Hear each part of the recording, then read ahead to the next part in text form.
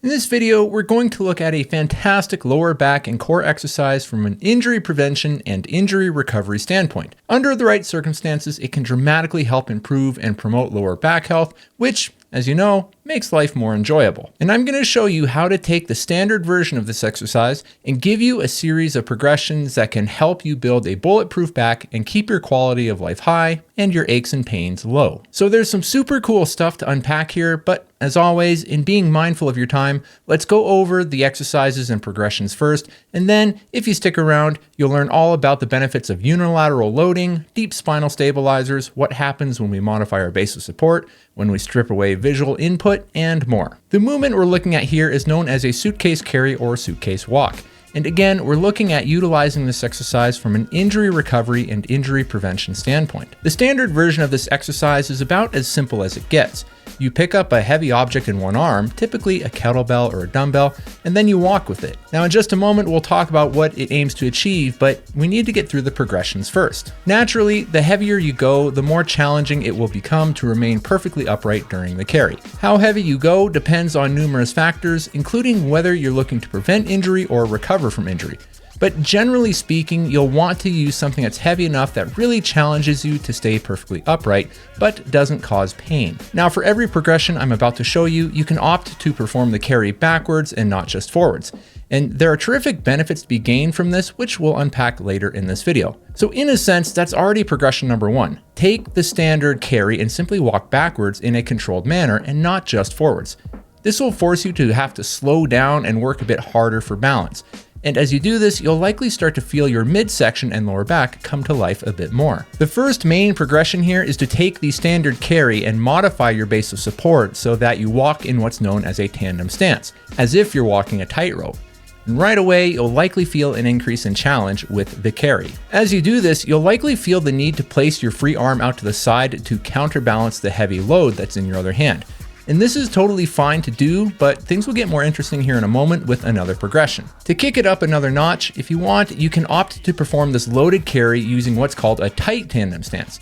Now this refers to the tightrope stance described a moment ago, but now we're altering the base of support even more by placing one heel directly in front of the toes on the opposite foot. And the result here is a narrow base of support not only in what we call the sagittal plane, but a bit more in the frontal plane as well. And now with this next upcoming progression, this is where it gets fun. So if you still want more of a challenge, perform any of the progressions I just mentioned, but do so while you place your free arm on your opposite shoulder.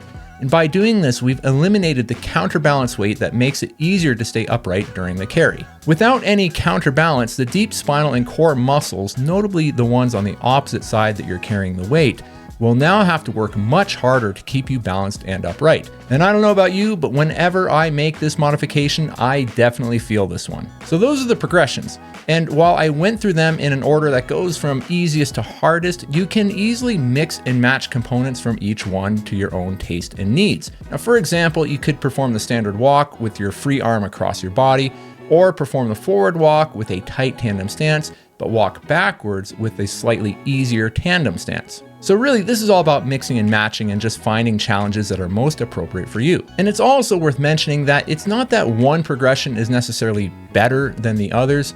Now, one might be more challenging, but what makes a progression better would be highly dependent on your own specific needs and abilities. Okay, so now that we've covered the progressions, let's quickly geek out with some anatomy and physiology and break down why these types of loaded carries can be so beneficial for the body. And to be clear, I would love to turn this into a highly in-depth breakdown, but seeing how I have to film and edit all of these videos myself, I'll be keeping this rather concise. Now, that being said, if you do enjoy this style of content, please hit that like button to help spread the word about the science and art of coming back stronger. And I say that because with any luck, if this channel grows enough, I can one day have the budget to hire an editor, which would then allow me to produce content at a much quicker rate. But until then, I do all of this myself, which I hope you appreciate and find value in. So the stats are pretty clear that around 80% of the global population will experience at least one, if not multiple episodes of chronic back pain in their lives. So knowing some general exercises and progressions to make them easier or more challenging isn't a bad idea, because we're all in different states of health and wellness with our lower backs. So why walk backwards? Walking backwards during the loaded carry has the unique benefit of forcing the brain to tap into other means to determine, in this case,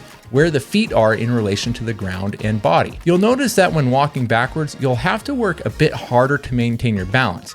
And this is because our brains use the visual system as one of the primary means to help us balance ourselves and stay upright. And since the brain is no longer getting visual input about where to place the foot during the backwards walk, it must now gather this positional information through other means. And this is essentially a form of neuromuscular communication, ultimately meaning that because we're a bit more unstable, the muscles in the core and back will now need to work a bit harder to fight off the wobbling or unsteadiness we're experiencing. As you know, in order to offset the heavy weight we're carrying, the muscles of the lower back and general torso region have to clamp down hard to prevent us from bending sideways. And this is largely accomplished by the muscles on the opposite side, which in geek speak we call the contralateral side. Now, there's certainly more muscles at work than what I'm going to mention here, but a critical one that's worth mentioning quickly is what's known as the quadratus lumborum, or the QL muscle for short. Now, this is a notorious muscle for causing or contributing to low back pain for various reasons,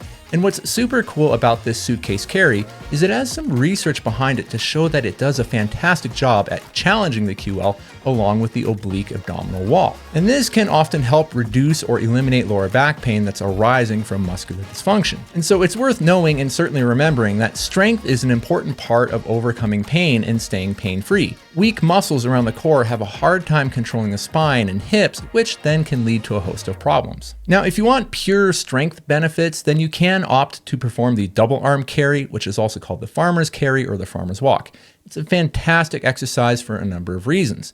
And there's absolutely nothing wrong with it, and believe me, it is unbelievably helpful for building full body strength and resilience. And you can opt to do this with two independent weights or with using something like a trap bar.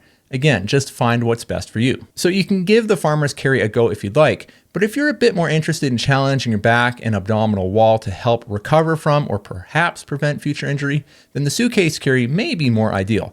But again, I'm not going to make that as a universal statement because it's very contextual based on every individual's needs and abilities. So I hope this very quick rundown helps point you in the right direction for optimizing your lower back health.